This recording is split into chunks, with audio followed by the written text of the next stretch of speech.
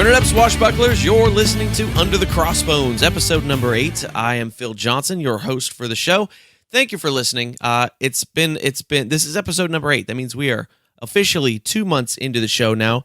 The show went up on iTunes this past week with the Don Mates episode, and it's been nice to see the cool reviews and the 5-star ratings over there. If you haven't gone and done that yet, do me a big favor. Go give it a nice 5-star review over on iTunes. You can just search Under the Crossbones in your iTunes search box, and it'll come up. Those reviews are super important because we're trying to kick it up into the new and noteworthy list in the history section, and that will be a great help because that's where the new listeners come from, which means I will get to continue making those shows for you.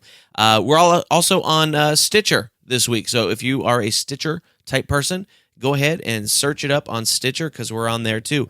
So my guest today is a little bit different from my previous guest. My guest today is Dave Ladage from the Living Like a Pirate clothing company.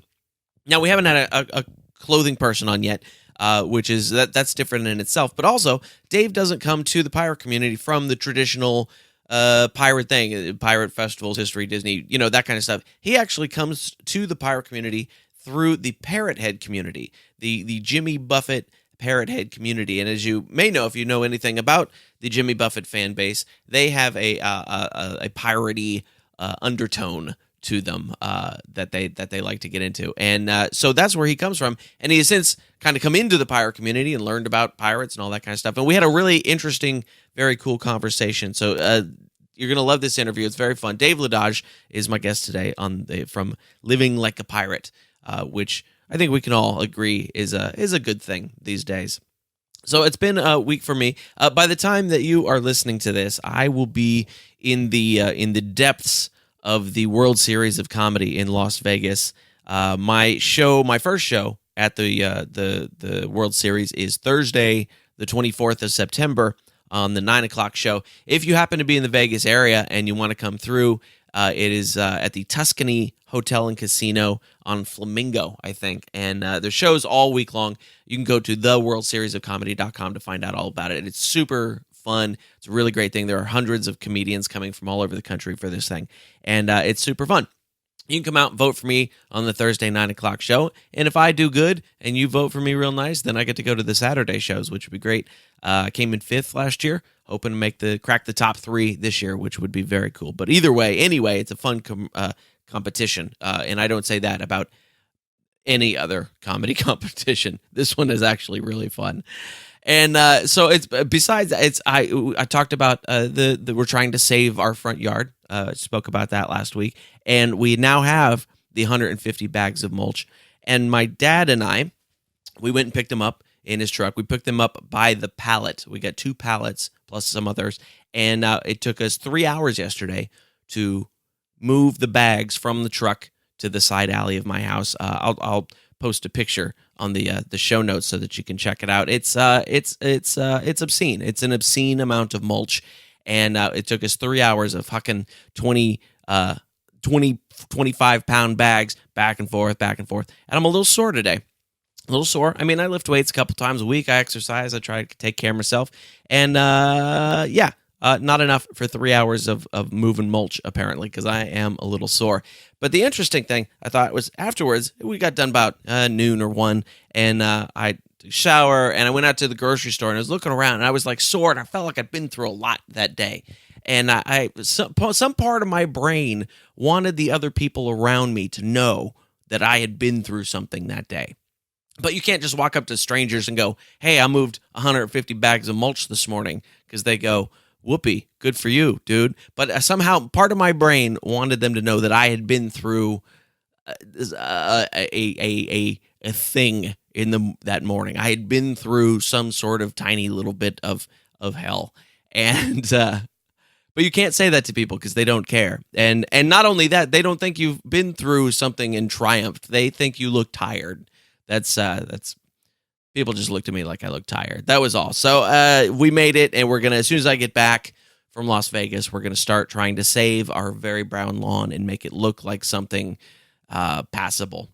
We're actually thinking of doing we're going to do a different color mulch. We're going to do like a red, like a running river of red through the field of brown. And it's going to look like a river of blood, but I think I might get a little pirate ship to put in the middle. I don't know. We'll have to ask my girlfriend about that. I don't think she'll agree, but I may have to just sneak it in. Put a little pirate ship in the river of blood running through our front yard. So we're going to get to the interview now. I have comedy music for you today, too, of course. I have comedy from Gabriel Rutledge, which if you have not seen Gabriel, please go out and see Gabriel Rutledge when he's in your town. I've worked with him many times over the years, and it's always super fun. We always have a really great time. He's a really, really nice guy, and I think you're going to dig the comedy bit that I picked out for you. And then the music on today's show, as you're going to hear during the interview, the Living Like a Pirate clothing company has a theme song called Living Like a Pirate. And I asked Dave Ladage where they got that, and they got it from a man named Jambo Joe Bones, and it's a really cool tune. So I'm going to play you also "Living Like a Pirate" by Jambo Joe Bones at the end of the show. So, like I said, keep putting up those iTunes reviews. Super helpful. Grab us on Stitcher. Make sure you're subscribed, because then you get every new episode just dropped into your favorite device automatically without you having to do anything, and it's way easier. I get dozens of podcasts that way myself. So here we go. We're gonna do this. This is my first West Coast guest. We didn't have to do a time change thing to get this interview done, which was nice. So here it is, my first West Coast guest interview with Dave Ladage from Living Like a Pirate Clothing.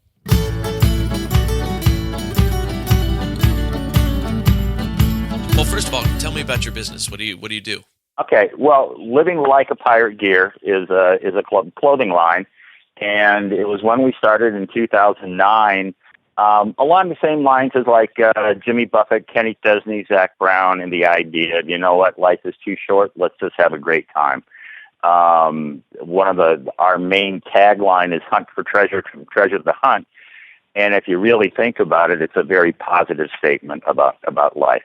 So we're just out to encourage people to kick back, have fun. Pirate is kind of a cool thing with, like I say, with Jimmy Buffett and Captain Jack and the whole group. So that's nice. us. I like it. So now let's go back. So give me some of your backstory. Where do you come from? Where'd you grow up? That kind of thing. White Bear Lake, Minnesota is where I grew up, and I wandered out to California in 1976, and I've been out here ever since. And if I would have known, I went to Florida, to Miami and Key West for the first time about 10 years ago. And my whole time growing up, all I had ever heard about Florida is that the bugs are the size of dogs, and if you walk outside in the summertime, you're going to melt. If I would have gone there 30 years ago, I would have lived an entirely different life, because I absolutely loved Miami to the Keys and the Gulf and that whole thing. So, but yeah, no, I've been here in SoCal now for about 40 years.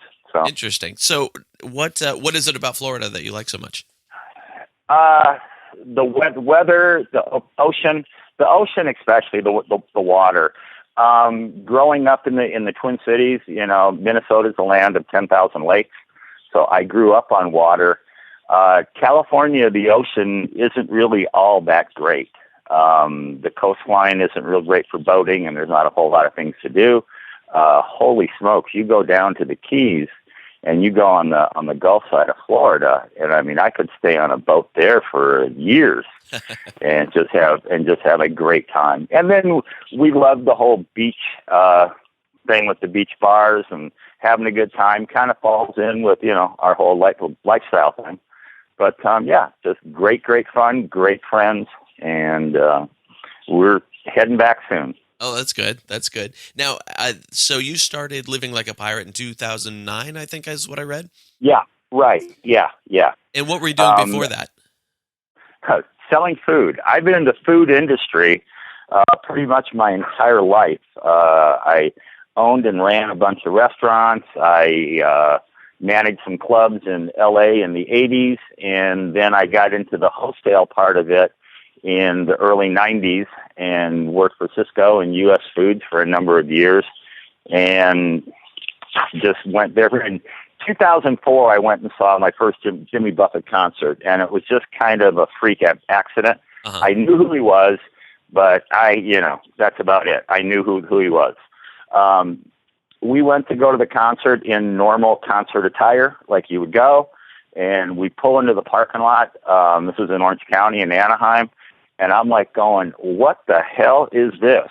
There are people, in hula skirts, and they got bars set up and sand in the beach, and this is all in the parking lot. What kind of place is this?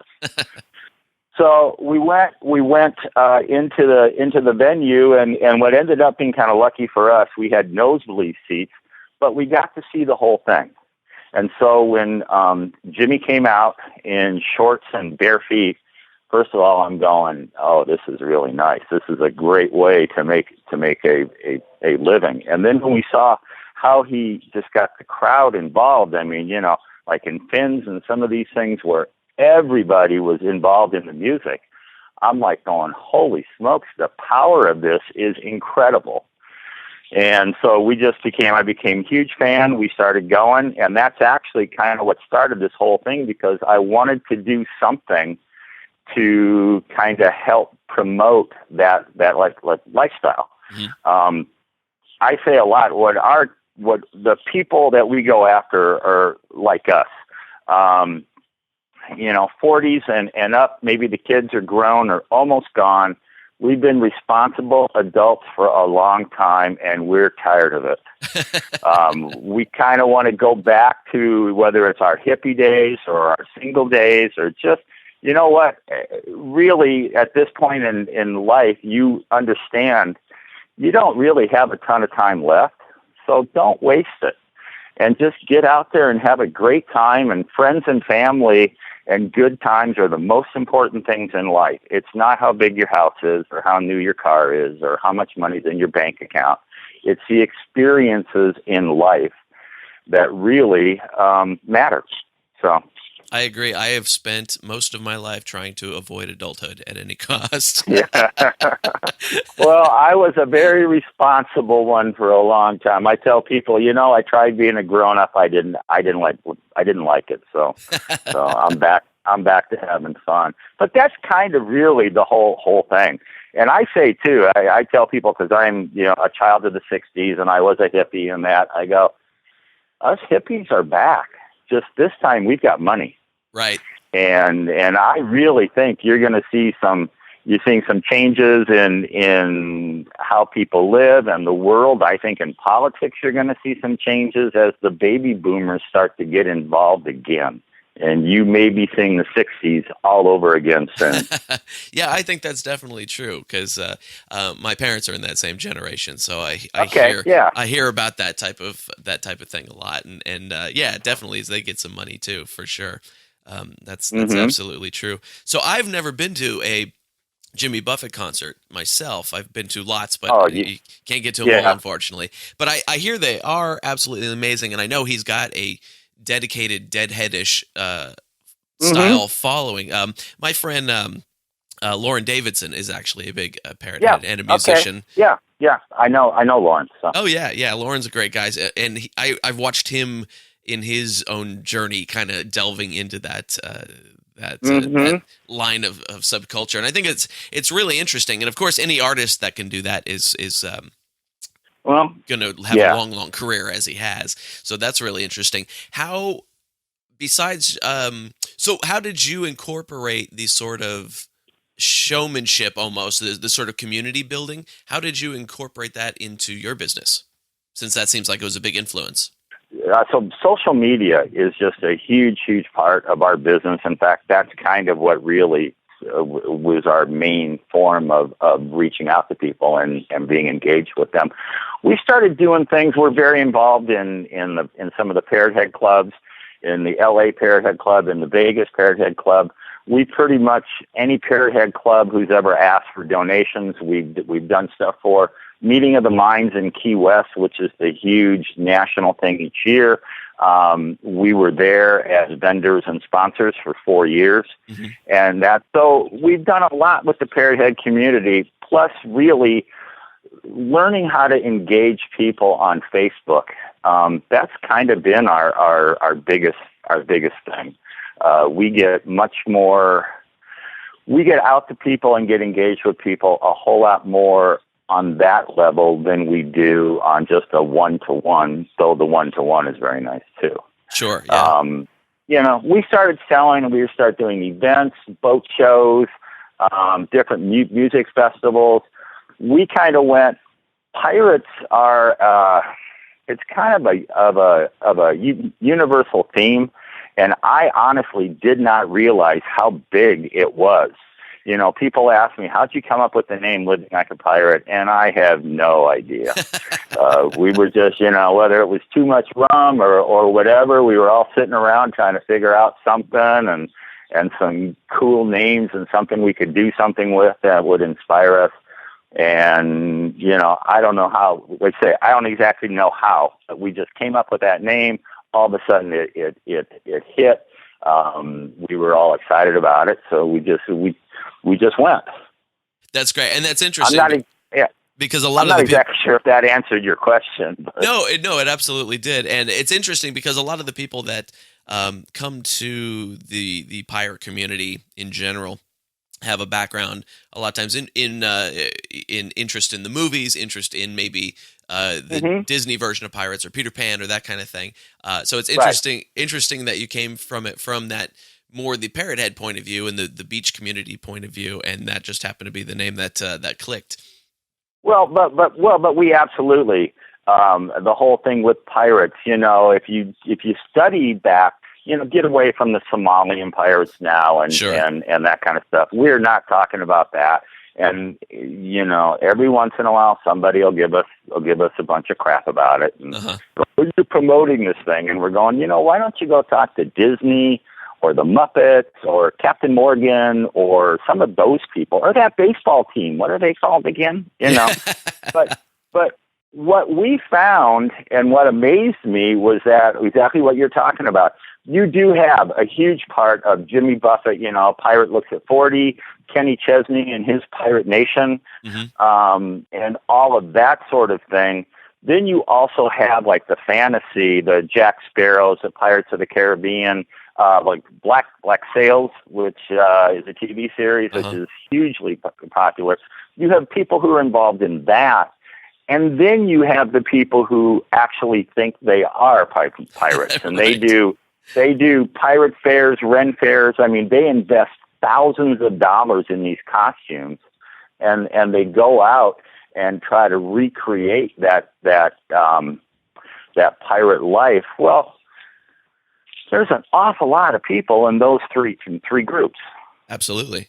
So it's kind of like I say, when we started it, I had no idea how big the pirate community in total is. It's just amazing to me. Yeah, and I can identify with the where you said people were giving you trouble about promoting what essentially is a bunch of criminals, and I've always thought about that myself in that's what it is. But what's really been inspiring to me as I've been talking to people for this show is that it's people sort of redeeming the idea of a pirate and doing charity work with it and doing really positive things with it, which is what you're doing too by recasting that whole idea of being a pirate into something that is live your life and do good things, and it's very contrary to essentially what original pirates were, but I think it's a great thing. Well, actually, that's not exactly true. If you really look back in history. And what a lot of pirates do, pirate ships were the first democratic ships. True. Where everybody had a boat, everybody got a fair share. There was no discrimination against blacks. You could be a black pirate, and that was just fine. No problem with that. So, and privateers were pirates that did the exact same thing, but did it for a king or a queen. Right. So there was a lot of bloodshed and fighting and all that kind of stuff, but pirates weren't the only ones doing that. No, and they really did. And they really did have some good points too. Yeah, so. They definitely did. As I've been actually working on a new comedy bit where the premise is back then everybody was a jackass, and and they were just jackasses in different ways. That's great. Yeah. So tell me, who does the on your site and in your business, you have your online site that I saw, and apparently it sounds like you're doing a lot of like, do you do booths at these festivals and fairs and concerts and things like that? We did. We've actually kind of pulled back a little bit from that. When we first started the brand, we were doing a lot of that, and we were having a great time and that. And then we started getting involved in the wholesale part of it, and people, we called them privateers. They were buying from us, and they were selling at events and that. And we started getting to a point where we were just getting too big. Uh-huh. And as dumb as this may sound, I don't want to work that hard.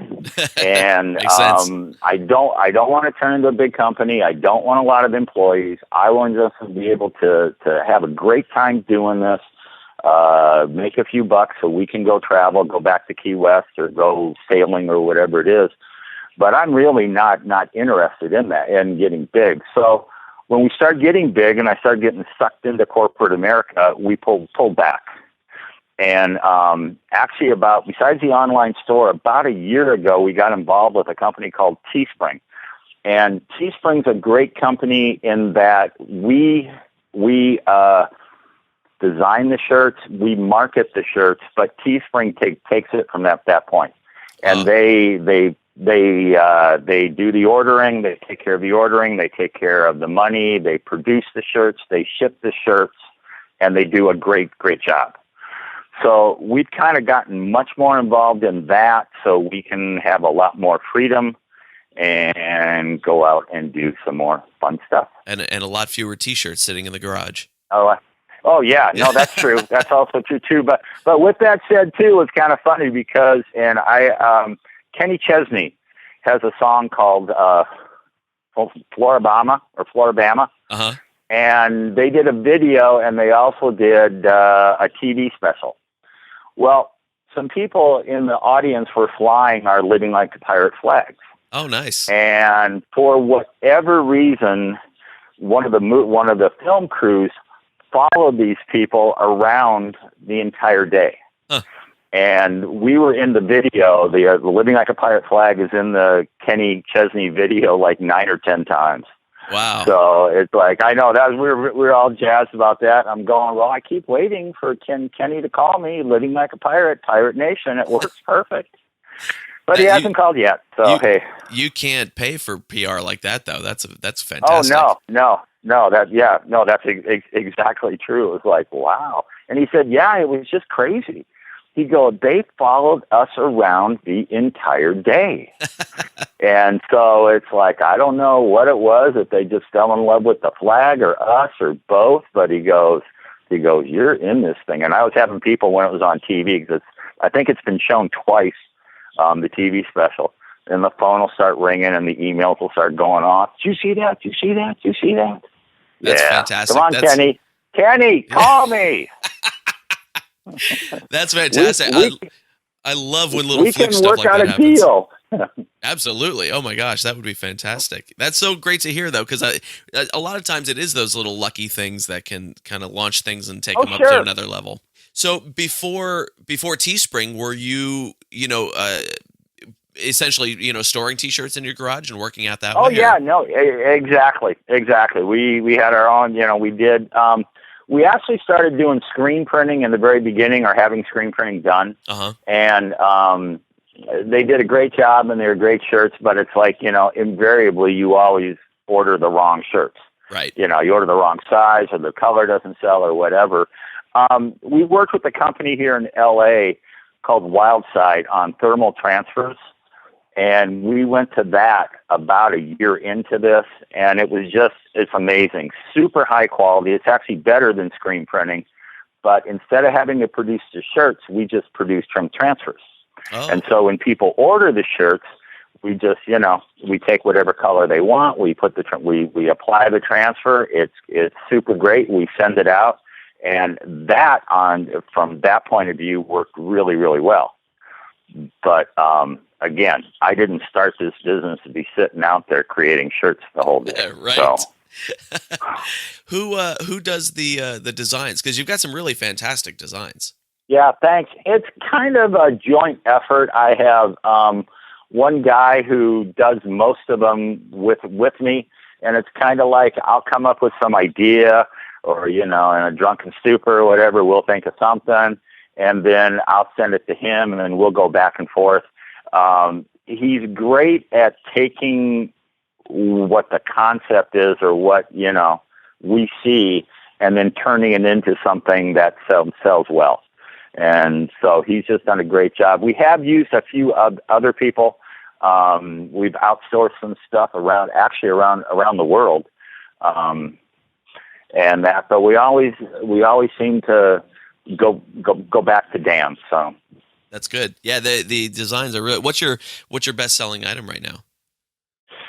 I am a Parrothead has been the best selling shirt.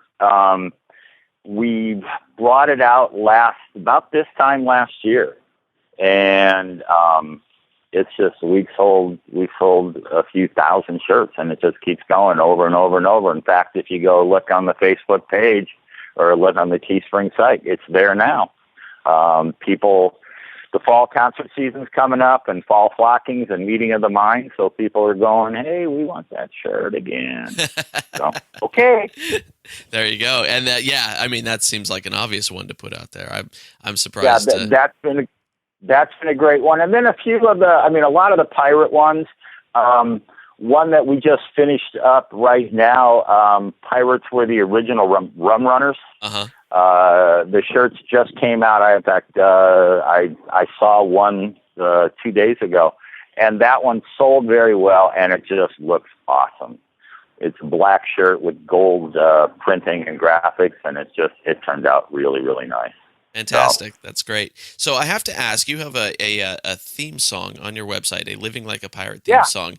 It's a great song. Who recorded that? Jambo Joe Bones. Okay. From Hudson, Wisconsin. It was kind of funny. Actually, there's two of them. Jambo Joe did one, and oh my God, I can't think of the guy's name. How embarrassing. Did another one that's more of a piratey thing. But Jambo Joe, I don't know what it was, 3-4 years ago maybe, I get an email, and he goes, I knew who he was from Beachfront Radio, and he goes, "Could I write a theme song about living like a pirate?" And of course, without thinking, I go, "Sure." And then after I said, okay, then I'm going, oh God, what if it sucks? Right. But no, he did it, and he did a great job. And so, yeah, no, that's been great. Yeah, it really is a very good song, because I kind of clicked play on it and went, ooh, this might be, but I was really impressed with the quality of the songwriting. It was fantastic.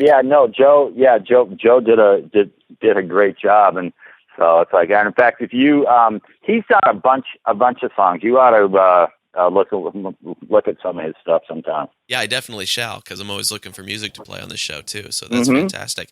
Well, Dave, this has been super fun. I really appreciate you coming on.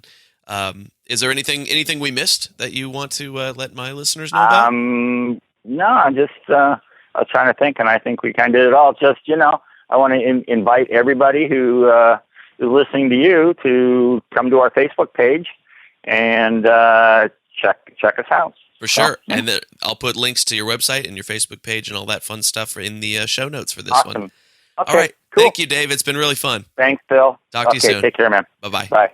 There you go, friends. That is my interview with Dave Ladage from Living Like a Pirate Clothing Company. You can find his stuff at livinglikeapirate.com, and he really does have some very cool designs. You don't have to be a Parrothead. You can be a more traditional pirate fan, if there is such a thing.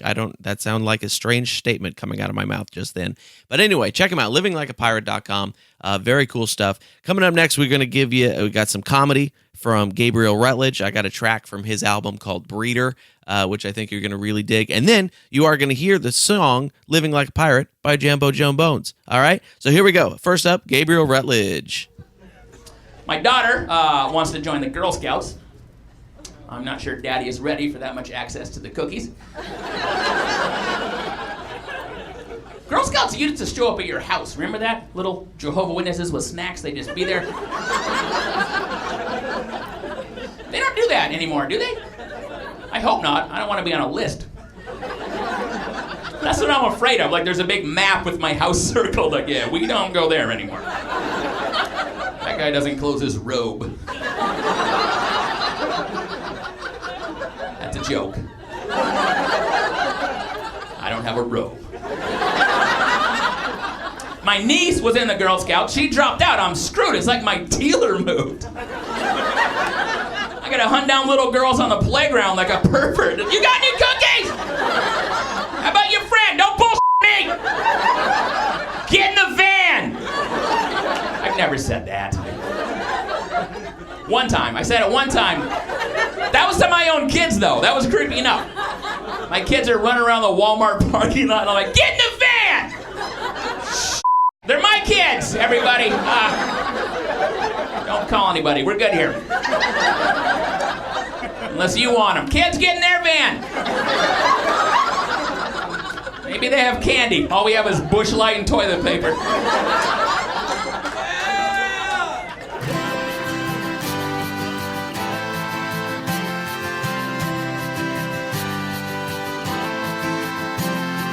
Maybe I'm not sailing on the ocean.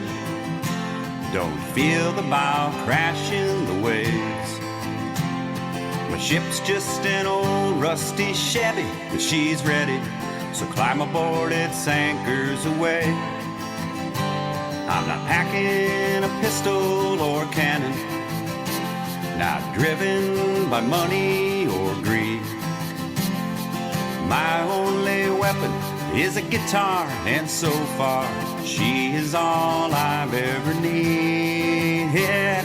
I'm living like a pirate, swigging rum and singing of the sea. Living like a pirate, now bring that horizon to me.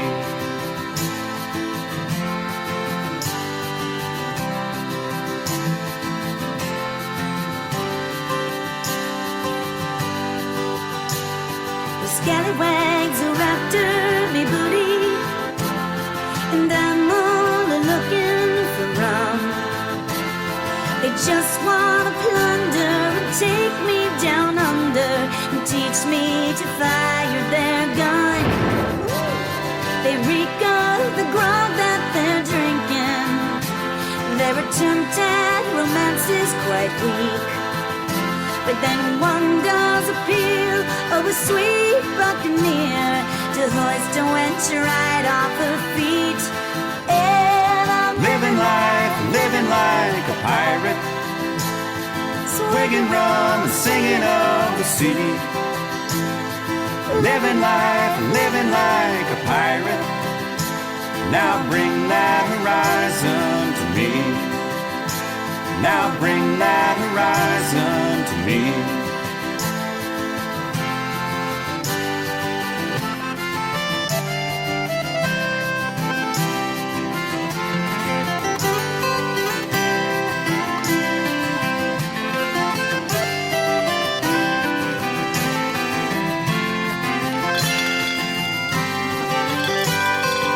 Living like a pirate, swigging rum, singing of the sea. Living like a pirate, now bring that horizon to me. Living like a pirate, swigging rum, singing of the sea. Living like a pirate, now bring that horizon to me. Bring that horizon to me.